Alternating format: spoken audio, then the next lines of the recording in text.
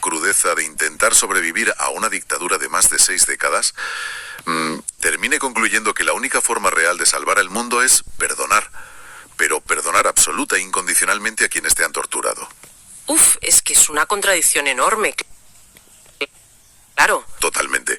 A nivel lógico, choca frontalmente con nuestro sentido más básico de la justicia. Ya, y esa disonancia cognitiva es exactamente la paradoja central que tenemos hoy sobre la mesa. Porque desde luego no estamos ante el clásico y, digamos, predecible análisis geopolítico sobre el Caribe. Para nada. O sea, normalmente analizaron régimen autoritarios como ver una radiografía médica, ¿no? Buscas la fractura en el hueso, señalas el daño, identificas al culpable y, bueno, la historia termina ahí. Hay una expectativa de precisión, sí. Exacto. Pero el documento en el que nos sumergimos hoy destroza por completo esa máquina de rayos X. Mezcla represión política con una visión sobre el fin de los tiempos y de manera completamente inesperada con, teorías de diseño inteligente a nivel cósmico. ¿Qué se dice pronto? Ya ves. El texto se titula Prohibido olvidar. Fue escrito en La Habana en julio de 2026 por el filósofo Gabriel Villaboy Llana y se publicó en el canal Codex Nazareno. Bueno, antes de adentrarnos en las capas de este texto, es imperativo establecer una regla de oro para la inmersión profunda de hoy. Quien nos escucha debe tener muy presente que el documento contiene posturas políticas y religiosas sumamente contundentes, ¿vale? Sí, no se guarda nada. Para nada.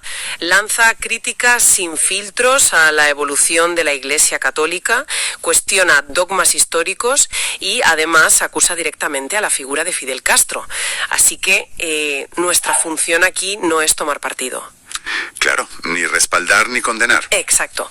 No estamos para validar estas visiones. Nuestro trabajo es realizar una especie de autopsia intelectual. Queremos diseccionar las ideas de este autor, rastrear su lógica interna y extraer los mecanismos filosóficos que propone. Vale, pues vamos a desgranar esto estableciendo el punto de partida del autor, que es un diagnóstico brutalmente oscuro de la situación actual en Cuba. Villaboy Llana no utiliza eufemismos, o sea, cero. Ninguno. No habla de un gobierno fallido o de una simple falta de libertades democráticas. Él describe el sistema actual como un genocidio y una esclavitud operando a plena luz del día. Pero lo que me resulta fascinante es cómo disecciona la psicología de quienes sostienen el aparato represivo. Ajá, ¿el perfil de los esbirros? Eso es. No los dibuja como genios del mal impenetrables, sino como esbirros que, y cito textualmente, esperan las migajas que caen de la mesa del amo. Y fíjate que esa elección de palabras no es casual, ¿eh?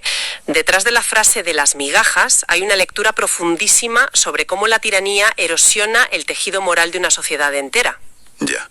El autor sostiene que el sistema opresivo requiere una degradación compartida.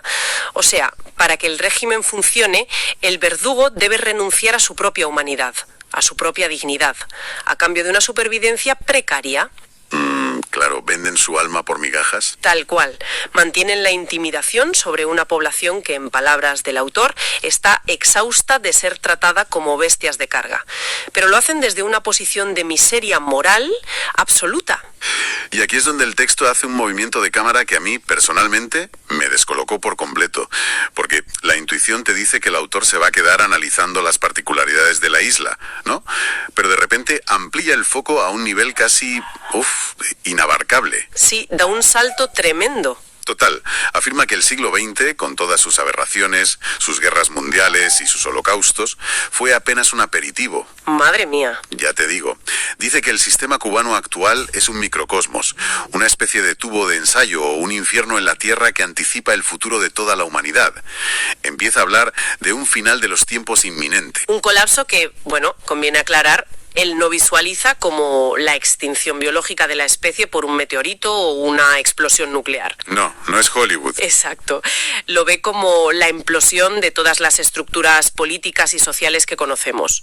Su tesis es que este modelo de opresión sistémica y degradación humana es simplemente insostenible y eventualmente arrastrará al planeta entero a un punto de no retorno. A ver, espera un momento, porque necesito que nos detengamos aquí. En este punto exacto del documento me topé con un salto conceptual que sinceramente me resultó muy difícil de procesar. ¿El de la conciencia? Ese. pasa de un análisis sobre el colapso social a lanzar un destello de optimismo incomprensible, diciendo que el futuro humano será grandioso, y justifica esto afirmando que la humanidad llegará a las estrellas para conocer a los artífices de su ser. Ya, suena a ciencia ficción pura. Totalmente.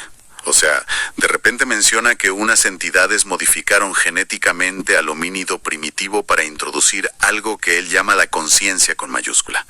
A ver, yo me pregunto, ¿cómo conecta la geopolítica del Caribe y el fin de los tiempos con una teoría sobre, extraterrestres inyectando conciencia en primates?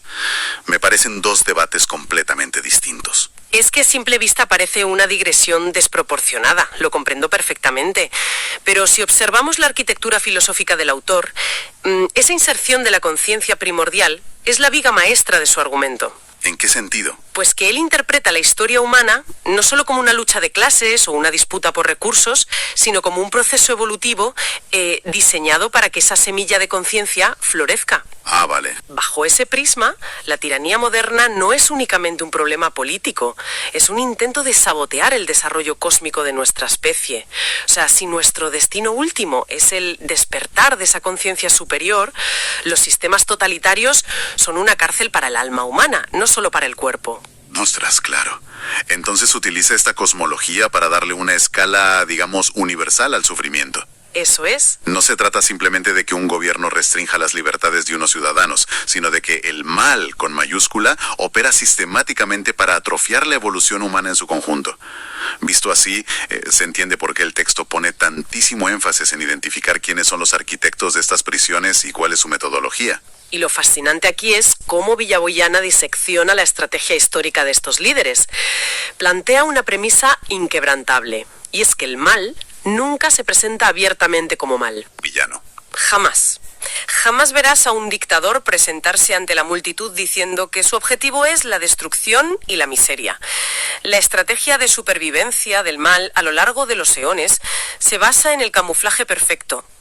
Invariablemente se disfraza de un bien superior.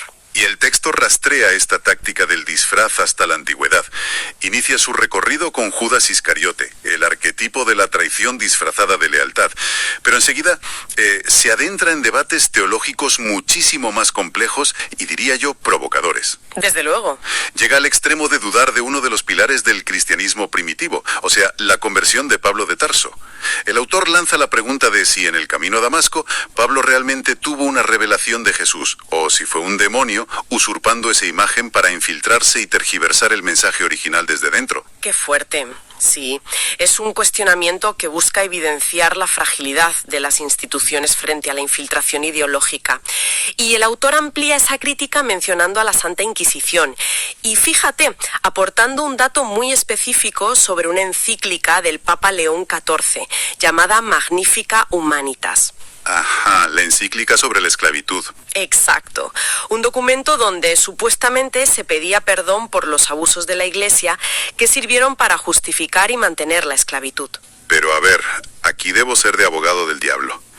Porque un autor que intenta explicar el genocidio político en Cuba dedica, tantas páginas a desmenuzar las contradicciones burocráticas y morales de las instituciones religiosas de hace siglos. Porque necesita diseccionar el mecanismo de la superioridad moral. El argumento subyacente es que toda gran institución, ya sea eclesiástica o laica, suele nacer de un ideal de redención o de justicia. Sin embargo, cuando la estructura prioriza su propia supervivencia sobre el mensaje original, se corrompe. Se vuelve el fin en sí misma. Exactamente. Termina justificando atrocidades horribles apoyándose en que posee una supuesta verdad absoluta.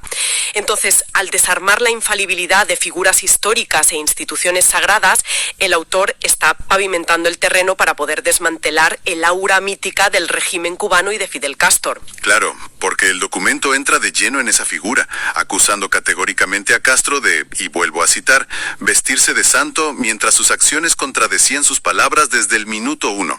Sí, le quita la careta totalmente. Pero aquí vuelvo a tener un problema de comprensión que me gustaría explorar. A ver, si el autor tiene razón y el régimen operaba como una maquinaria de opresión disfrazada de revolución humanista, ¿cómo logras convencer a toda una población de mantener ese disfraz durante más de 60 años? O sea, Nadie soporta un engaño de esa magnitud apoyándose únicamente en la fuerza militar. Tiene que haber un mecanismo psicológico de sumisión. Y lo hay, vaya si lo hay. El texto reconoce implícitamente que la represión física es solo el síntoma visible. El verdadero control se ejerce mediante la distorsión del lenguaje y la realidad. Reescribiendo el diccionario, básicamente. Tal cual. La dominación se afianza cuando logras que el oprimido aplauda sus propias cadenas pensando que son condecoraciones. Eso encaja perfectamente con una anécdota muy reveladora que incluye el autor. Menciona a un amigo cubano que, tratando de describir el efecto de los maratonianos discursos de Castro, le dijo: mira, no entendías lo que te decía, pero terminaba convenciéndote.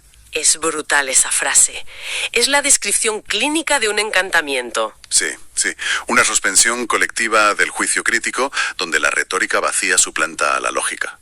Y bueno, la promesa de un paraíso futuro justifica el infierno presente. Esa es la hipnosis colectiva en su máxima expresión. Y para romper ese encantamiento discursivo, Villaboy Ayana establece una frontera ética innegociable entre dos conceptos que, a menudo se confunden, que son el mártir y el asesino. Qué importante esa distinción. Importantísima. El razonamiento es de una pureza lógica implacable. Él argumenta que el amor y la justicia real jamás pueden imponerse por la fuerza. Si tú defiendes unas ideas y estás dispuesto a dar tu vida por ellas, eres un mártir. Lógico. Pero en el mismísimo instante en que quitas la vida de otra persona para imponer tu visión del mundo, pierdes cualquier legitimidad moral. Eres un asesino, sin atelmontes ni contextos históricos que valgan. Y va mucho más allá de una simple distinción académica.